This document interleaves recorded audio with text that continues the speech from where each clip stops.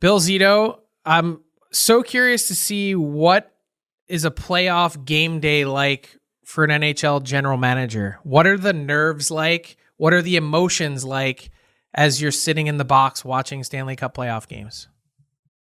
Wow. I'm probably a non-traditional answer as opposed to some of my perhaps more poised contemporaries.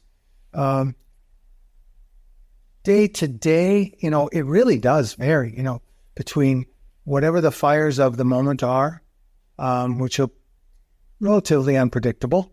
Some are predictable, like there's going to be injuries, there's going to be game day decisions, there's going to be things that happen in the course of an NHL playoffs that you anticipate. You don't know when they're going to happen, but they've happened before, and you kind of need to deal with it. In Toronto, we had the guys one day pull the fire alarm. And where were we? Brett Peterson and I, we were on like the 30th floor or something like that. And we walked all the way down. Of course, by the time we got to the bottom, it was all clear. And everyone made fun of us. But that was that in the middle of the night? No, that was during the nap. Yeah, that was during the nap. And then, anything day to day between the meetings, what's going on, the stress level, I don't know. I think it varies by the game and by the days. So on your way to the rink, you're like, this is fine. And then something will happen in the midst of the game. And of course, your emotions take over. And I think it's about probably what you expect. Lots of fun, though. Like lots of... Well, it's the amazing part about the playoffs for me is just sort of the ebb and flow of it, right? Like you have this high and a build up to, this incredible drama. And then the next day you're like, oh, I'm just back to work again. And then the day after that, you're kind of building up to it again. And it's like this sort of wave for however long you're playing, 2 weeks, 8 weeks, whatever it might be, that you're living and breathing in this environment that it's binary. It's either all stress or on off days, it's kind of very little stress some days, I bet. When I was an agent and Rick Dudley was a general manager and he lived and died by wins and losses, I used to tease him. Say, Rick, you're getting all upset. You lost the game. Big deal. You're going to lose more. No one's gone 82-0. Don't. And then you get in this chair and rationality goes out the window. And as much as you try to control yourself, the wins and the losses seem to drive your emotion. And that's not necessarily a bad thing. That, I think, for me, that's probably a byproduct of the passion. And, maybe I'd characterize it as the romance of sport. And we get to do that for a living and get the privilege of being involved in something like this. And it's wonderful. It's great. I don't know where else you can do it. It's such an interesting way to frame it, the romance of it. What I mean is pretty sure... This is why you do it, right? You didn't play in the NHL. Mm-hmm. I didn't play in the NHL. To be able to have some type of role in a professional sports team and to have that on-ice situation actually really means something. Almost as if, you're part of it, to be part of it, to have that in your life where it's real and it's tangible, that's a gift. Like that's what you dream about. At least I did.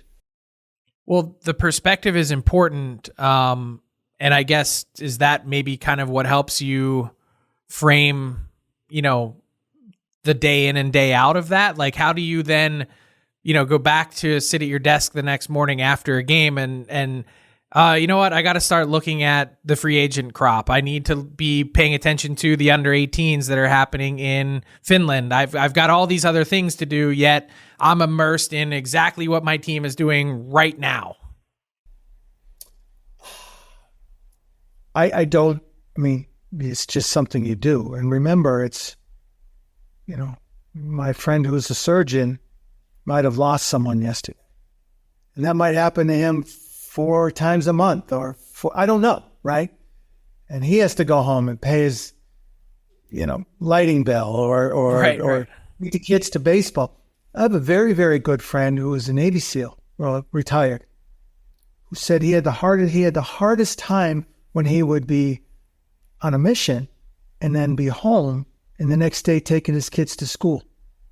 And he used to think, if those parents knew what I did yesterday, so it's an interesting, when you put it in the context of all the people in the world who have stressful interactions and very emotional parts of their job, it's probably low on the scale of difficulty. But it's also all part of it. Like if you want to be able, in my mind, if you're fortunate enough and you want to be able to participate in that romantic part of it, right? Well, then you better make sure you get the work done, because if you don't, you're not going to be in the playoffs next year. Sure. So let's stick with that theme of perspective, because I was so drawn to what Matthew Tkachuk said after you guys won the Battle of Florida and knocked off the Tampa Bay Lightning to advance to round 2. And he said, I arrived here a couple years ago, and it was almost like that Tampa team was the team circled. That, hey, if we want to get to where we're going to get to, we've got to beat them, and we've got a lot of work to do in between now and then. What do you think it says about your group that in a relatively short period of time, and you've been there for a number of years now putting this all together, but the buy-in from when someone like Matthew Tkachuk arrives to help get you to that level, and you've experienced some of that last year, but there were some hurdles in your way that you have now become that team that people look at in the same respect as, a successful team like Tampa. It's a hell of a compliment. For us, I think we see Tampa as the gold standard. They're what we hope to be across the board. Jillian and Matthew have done an unbelievable job. Coop's done an unbelievable job. And they are the competitor. They're the ones we want to. You were correct earlier when you pointed out that it was a hump to get over for our guys, right? It was, but at the same time, we have so much work to do, and to get to where they are. That's a goal, and so the character, the buy-in. I don't know exactly. There's a perfect word for it, and it escapes me. But it all kind of means the same thing, is that you have a group of men who have figured out and who are sincere about their selflessness, their desire to win, the fact that they hate to lose, and they want to do everything they can as a group so that collective can move forward. Is it humble confidence? Is it confident humility? I'm not sure, but it probably all ties in together. Someone who's, maybe you're an English major and you can coin the words better than I, but I think we're saying the same thing. And it starts with Sasha and Matthew and trickles all the way down to the trainers and the equipment. Like everybody's in, everybody buys in. And I think it's the strength of that community that really, really helps them do their thing. And then, of course, the coaches. I do have a degree in English.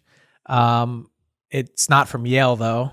But I think you maybe summed it up more eloquently than I could. But to add to the next part of this, how much of that took a step forward when someone like Matthew arrived? A significant amount, because of his enthusiasm and his sincerity. I think Matthew brings out the fight in the dog in his teammates. And when he came, he understood what he was getting into and embraced it.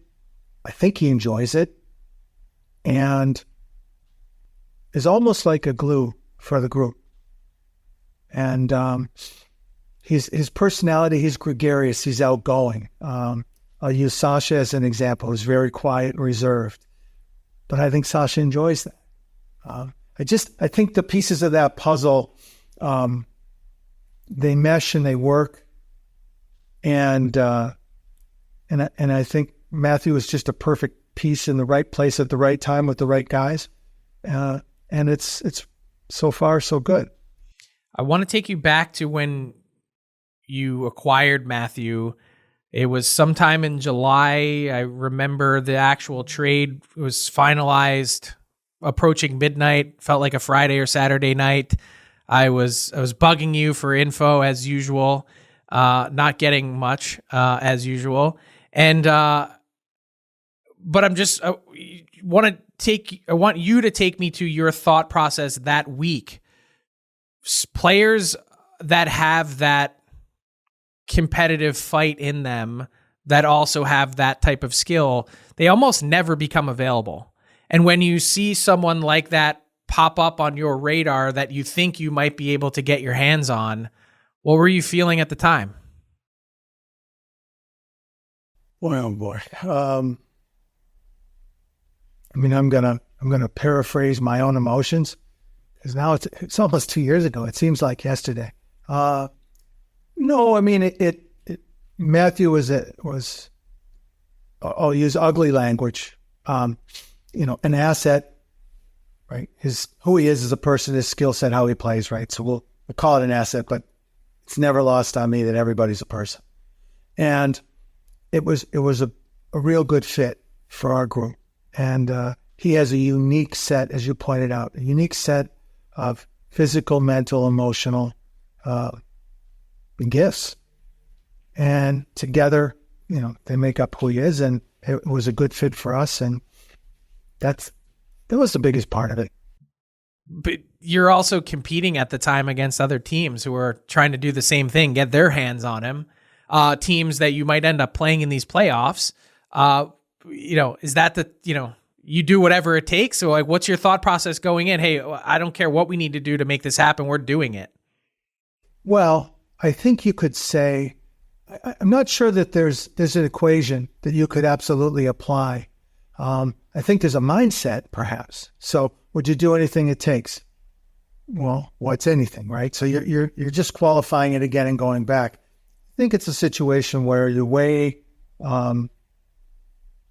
each acquisition, and then depending upon your appetite and what you just look at each specific deal. I can't say that there's ever anything at all costs. I don't know. Is there an athlete in sports that, trying to think if there's one person in any team sport that you would just say, give you like anything? I don't know. I mean, I can think of some guys around the league today. There's a 97 that plays in Edmonton that people might say, hey, I'd be whatever, just write it on a sheet of paper and pass it to me. So yeah, you could have the Everglades. I'm not sure you get the whole state of Florida. You know what I mean? Like, maybe Michael Jordan in his prime, could he have won it by himself? Maybe. I don't know. Yeah, so like that's what I don't know what the Gretzky. I don't know. Mm-hmm. It's kind of a fun. That's a fun hockey. Sure. A hot stove, right? So no, I think it's situational, right? Deal by deal by deal, and you figure out what you want to do. You were hired on September 2, 2020. It took you a couple years to get to Paul Maurice, but I'm curious what you've learned from him. He's, I think, been a head coach in this league, maybe even since before you were an agent. There's a lot of ironies. I had never met him, but when we started the agency, I was in Enfield, Connecticut, and he was the head coach of Hartford. Moving forward, we lived on the same block in Columbus. We never met. And in fact, I don't think Julie, I think Mitch, Paul's wife, was living there when we moved. And there was a garage sale or something. And they went over there and there was like a bunch of hockey sticks or something. I'm not sure how it was, but no, they didn't really know at the time. But when Paul came on the radar, it was interesting because we had the perspective of Tuomo Ruutu, who had played for him in Carolina, and Brian McCabe, who had played for him in Toronto. And I asked him independently, and they both gave the same answer. And so that was very, very interesting. Well, obviously, you played for this guy. What do you think? What are your thoughts? And immediately they both said he was the best coach that they had ever had. Now, since he's been here, what has he been to me? What has he taught you? Oh my God, you don't have time. I got some time. I don't want the state of Florida. I just want the Everglades. Well, I'm going to gush poetic here about Paul Maurice. Mostly his character as a person and as a man. And if somebody who embodies to me everything that we're asking of the players in the form of competitive humility or confident humility, or I'll go back to humble confidence or whatever, that's the poster child. And I've said it too many times, and I think it loses my intent anyway with regard to the meaning. He has a super high IQ and a super high EQ. And that combination of emotional intelligence with his brain, and he's just a good guy and just a fun to be around. And from a hockey perspective, I mean, almost 2,000 games. There's so much to learn, and such a great. I was going to say interact. A great presence. Lots of fun. Never takes himself too seriously, and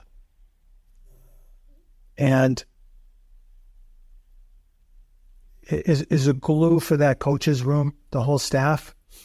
He's empowered those guys to be themselves. He's empowered our staff to make mistakes. They argue between and among each other, and you think that I've said this about our scouts, but it's true of the coaches as well. You'd think they're brothers. They want to get it right, and they care, and they care about each other. It's Paul. I can't say enough about. Were you concerned or curious at all if you were going to get the full Paul Maurice experience? I mean, essentially, wherever he was, on a lake, sitting on a dock, fishing, enjoying himself, and hey, I don't have to work again, but maybe for the right situation, I would. That maybe you wouldn't have that same, like, knowing Paul Maurice is to know the passion that burns in him. It's really, as a coach, not all that different than what you see from Matthew Tkachuk. I'll never forget, I walked out of the rink one morning with him, Game 7, Nashville, Winnipeg, a few years ago, 2018. And in the best way possible, I've never seen a coach that amped up leaving a morning skate. And I was like, that's someone that you want to play for, but it's not always easy to get geared up for that after 2,000 games. Did you know what you were getting? Well, you better call him and tell him that. Because if you saw the last game, that's the guy who walked out of the rink in Nashville with you was the guy sitting in our locker room a couple days ago. 27 F-bombs or whatever expletives in the nicest way possible, just in pure excitement. Like Lou Brown, Major League 2, jumping on the hospital bed. That's how excited Paul Maurice gets. I don't see him getting overexcited, but I see the passion exactly in the way that you described it, and the sincerity of his personality and who he is and how he treats all of us. And that must rub off on your players and you. I believe that it does. I believe that they embrace it. I believe I said to him when he came, I said to him recently, when recently is like either this season or the end of last season. It took us maybe till January that first year, right, for the collective guys to trust. And I said, you now cross the next threshold. They don't just trust you, they believe in you. And I think that's a great way to put it. I think the guys believe in Paul. And I know Paul believes in them. That's powerful. Yeah, it is. It is. And it's not, then the next sentence is, we're going to be the greatest team ever and win everything. That's not it. But we might be as prepared as we can be, and we might be as ready as we can be, and we might be prepared individually to give our best. because of that. And then what happens, happens. In the same vein of, did you know what you'd be getting? You inherited Sergei Bobrovsky. You inherited a contract that was looked at by many around the league as problematic. And every time I've ever asked you about your goaltending, your response has always been, we're going to be fine. Last year, the playoffs start. Alex Lyon is your game one starter. Sergei Bobrovsky comes in, you roll to the final. And then this year, everyone was like, oh, he can't do it again. And he's now he's a finalist for the Vezina Trophy.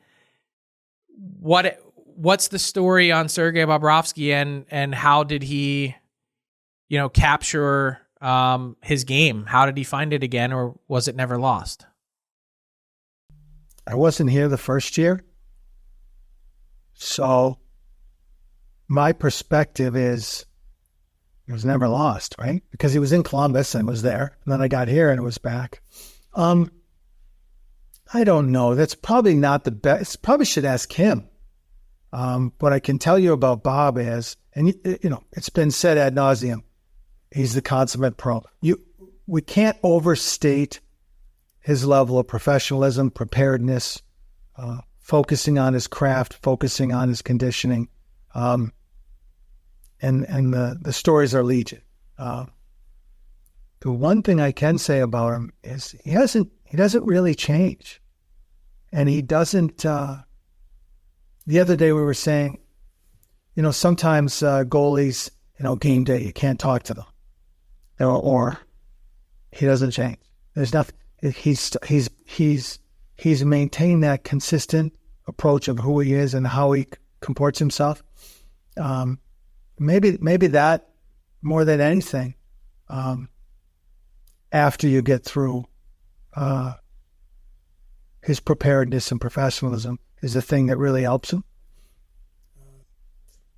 Somebody says, "Oh wow, that guy's he's so good." Follow him for a day and try working out and try doing the things that he does to be better all the time. This had maybe the potential, after going to the Cup final last year, to be a bit of a difficult year right from Jump Street with the injuries that you had to some of the guys on your back end. And we're not just talking, third pair guys and minor injuries. We're talking, top flight level defensemen and potentially out till December. In terms of what you got from this team and the moves that were made, someone like an Ekman Larsson coming in has a lot to prove and comes in and does it. Other players stepping up. Forsling has been one of the league's best stories the last few years. How proud are you of the group that you have in terms of, maybe what they were staring down at the start of the season that never really even blinked? Yeah, that's I'm proud and appreciative. You reflect on it, and obviously the scouts, our pro staff is a remarkable bunch of guys, and they interact in the way of professionalism and camaraderie and teamwork in the same fashion that I described to the coaches earlier, where they don't have agendas, they work, and they all want to get to the right answers, and they're pretty darn good at what they do. And then you have the coaching staff who, in the same fashion that Paul is the type of person to allow assistant coaches the breadth of error, they will allow the players. No one's perfect. They're going to make mistakes. Let's look at these players and focus on what they do great. Focus on what they do well. And we'll try to fix some of the other things to the extent that we can, but we're not going to harp on that. We'll celebrate the positives, and those aren't just cheerleader words for a podcast. That's real. And I think if you ask the players, they'll tell you that. And the final part is actually Vinny, and what he says to me all the time. There's no consequence for failure. If you prepare the right way and you do the right thing, I don't believe there's no consequence. So that we just have to keep going. Well, that's tremendously empowering from my end. I think the ultimate barometer is the room, where a new player can come in and be themselves. They can, on and off the ice. You're part of it. You're accepted. Just be a good guy. And I think the team generally and sincerely cares about each other. It's unique. It's unique, but that would be a fun one for you. Like, ask the guys what they think. But I would subscribe the acquisition of the players, putting them in the right place to succeed, and then them ultimately having some success individually on those three stages. I mentioned Forsling and that contract and just how impressive his play has been. I'd be remiss if I didn't ask you about Sam Reinhart and Brandon Montour. The status of talks with them, are they ongoing? And what's your level of optimism? Are those guys up? They are prominently featured on Daily Faceoff's top 50 free agents today, including Sam Reinhart in the number one spot. Great. No, it's not something that I would comment on other than, we remain hopeful and positive. And I wouldn't think that the situation is any different than some of the things Sam's talked about or I've talked about in the past. And I'll leave you with this. We don't know your opponent yet for round 2, but for the Florida Panthers, when they're at their best, if someone hasn't been watching, has been sleeping on the Cats, what's the hallmark of this Florida Panthers team? What should someone look for to know that if you see it, they're at their best? That's an awesome question. What would you say it is? I'm buying time. I would say it's compete for me. Like, you guys are a dog on a bone when I watch your team, and there doesn't really matter which way any team wants to play. You can play physical, you can play fast, you can play efficient, you're mobile. There's a lot of different things that kind of go into that, but the overarching thought process to me when watching the Florida Panthers is the relentlessness with which they play. But I'm not the one answering the question here. That's your job. Drop the mic and I'll leave the studio. A couple things come to mind on that one. And I'll kind of go back and hope you'll help me as the wordsmith. Whether it's graceful brutality or graceful aggression or aggressive graciousness, right? Or, so that combination of playing very hard, very aggressive, very competitive. And when you're able to get pucks because of it, having the skill to execute, right? And then combining the two. So that's the puzzle. But it's a hard, as you know, there's so many good teams and the margins are so narrow. So, for us, I think to have the ultimate success, you'll see the competitiveness. But I think you might also see some discipline. They've been trying very, very hard to cut down on the penalties, to stay out of the stuff.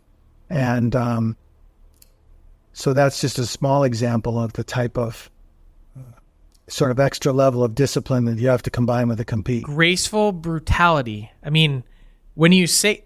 I don't know. But I look at the crest Maybe on graceful. Your shirt right there. Yes. And isn't that exactly what a panther is?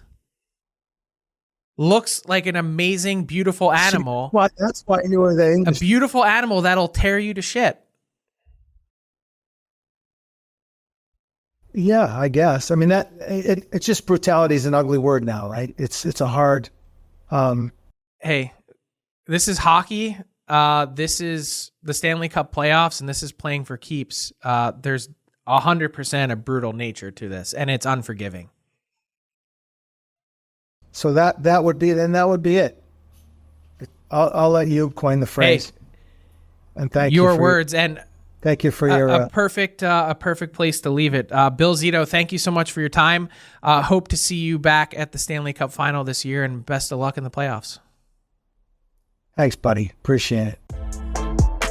What's up, hockey fans? If you enjoyed that video, then you need to be hitting the subscribe button right here at Daily Faceoff. Exclusive interviews and analysis from our hockey insider Frank Saravalli, fantasy updates from Brock Sagan, and a daily live show at noon Eastern Monday through Friday. You don't want to miss any of the fantastic content, so hit that subscribe button.